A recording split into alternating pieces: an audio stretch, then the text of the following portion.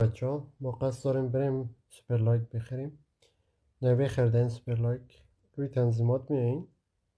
روی تنظیمات که میایین اینجا گزینه شاپ هسته، روی شاپ میزنین. اینجا سوپر لایک هست، روی سوپر لایک میزنین.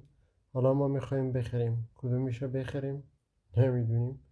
مثلا من میخوایم که 11 تا سوپر لایک کسی رو بخرم. مثلا رویش کلیک میکنم، بعد روی گزینه اگری میزنم. یعنی من میخوایم از پیپال خود خرید کنم. بعد راحت میتونیم بخریم. این تمام شد. الان میبینیم که ما چند تا سوپر لایک داریم. 11 تا سوپر لایک داریم. 11 تا سوپر لایک داریم. دوستان آگفته نباشه هر کسی که برای مونتایز کردنش سوپر لایک لازم داشته باشه، امروز قیمتی هر سوپر لایک برای کسایی که در افغانستان هسته 100 افغانی به فروش میرسه.